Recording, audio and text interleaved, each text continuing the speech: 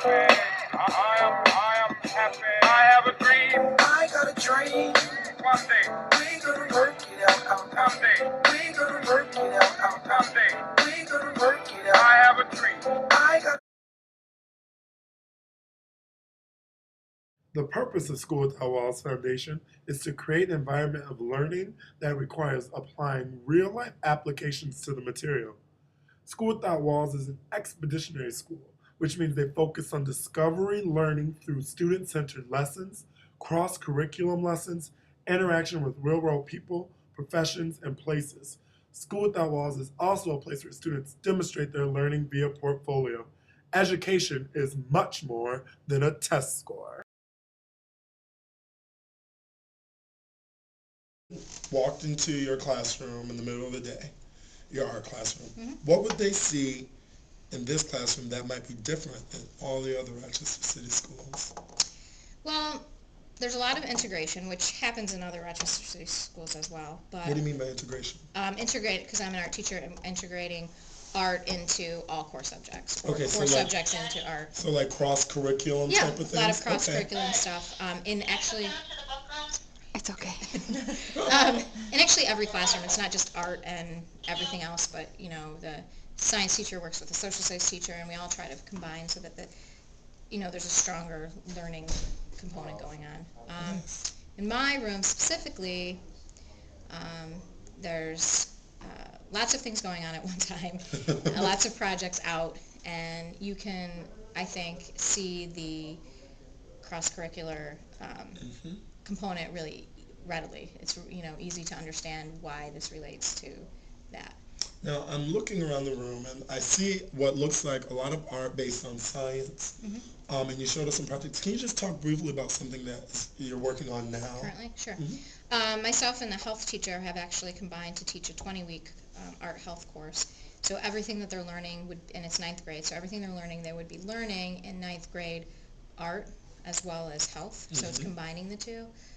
For example, they learned about the heart. They're learning about the physiology and fitness of the body.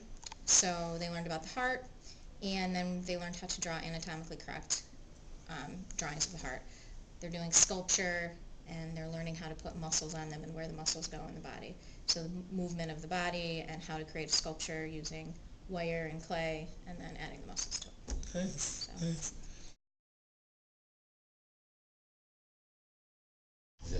This expedition and the design of the fictitious building, That's the great. addition, and then you carry that on. So that happened in math, English, science, and social studies. It happened across all four core content areas, and then the rest of the year we become more traditional.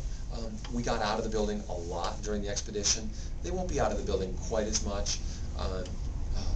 In the off expedition times, but that's really what we try to do. Is anytime we want to leave the building, we have to justify it. We don't call it a field trip, we call it field work, and we want to overlap whatever state standards apply to that content area with wherever the field work is being done and whoever it's being done with. And with the proper preparation, if I'm taking students to the Seneca Park Zoo, I need to try to justify that. So if I'm the biology teacher or a science teacher, I want to try to do a little bit of legwork ahead of time with the docents or the people that are going to be guiding us around Seneca Park Zoo.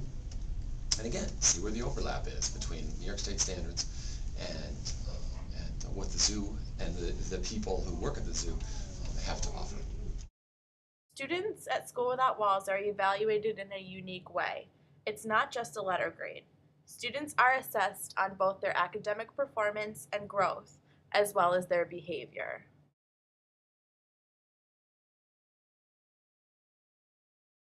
What brought you into the world of education? What screamed out that you wanted to be a teacher?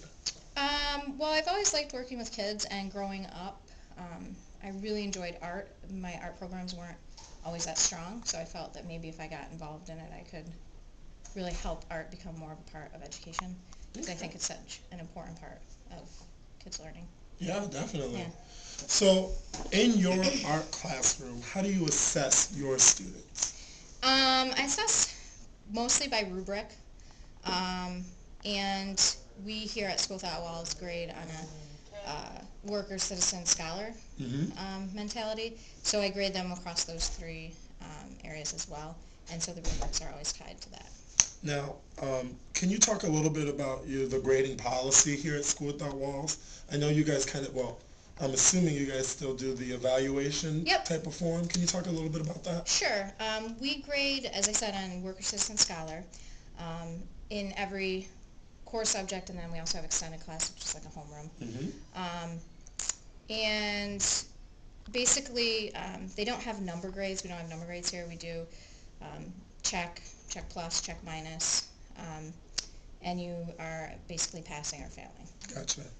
And in the ninth grade in the high school, so we have ninth grade here as well, and then over at the high school, they do earn high school credit, but it's still based on that grading philosophy. Gotcha. So it's grading the whole student rather than just the testing portion.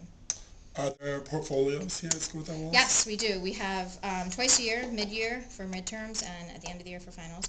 We have portfolio presentations, which is basically a presentation of learning. It's sort of like an art portfolio, but instead of having all artwork, they have any sort of assessments they've gotten, papers they've written, projects they've done, and they have to be able to prove their learning, basically, and prove that they met what we call learning targets. So it's passing through demonstration almost. Yeah, Okay. basically. So, and it seems to be more of an authentic way because they're able to stand up and talk about what they did and the process that they took to get to that end product. So you really know that they didn't just answer questions on a test, but they can get you from point A to point B because they know how to do it. Gotcha. The student-teacher relationship at School Without Walls is a very rare find. Personal relationships between staff and students are valued and encouraged. The staff build these relationships very carefully and strategically. The relationship between student and teacher create a meaningful learning environment.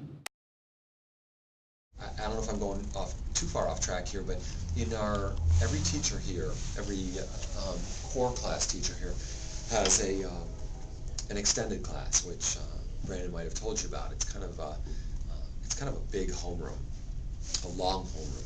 And in extended class, you have to write a journal 5 pages a week, and you write about your own life and what's going on good, what's going on bad, what your hopes are. And so you write, I think, 10 pages or so every 2 weeks in a traditional composition book, and you turn it in to your extended class teacher, and your extended class teacher reads your journal, and you can say anything you want in your journal. You can complain about other kids, about other teachers, and hopefully, like if you were writing in a journal to me and you said, I can't stand that teacher Brandon, he only calls them the boys, he's sexist, blah, blah, blah, blah, blah. Then I would go get that teacher Brandon and you, and the three of us would sit down, and Brandon might have some things to say about you too, and say, well, Erica's very chatty in class and she's not paying attention. So we try to, through the journals, build trust between students and teachers, and give and model for students and teachers ways of diffusing tensions, peacefully, which we think is really important. Getting back to your question about students and teachers, what was it about the relationship? How does this model of schooling benefit that? How does it foster a greater relationship?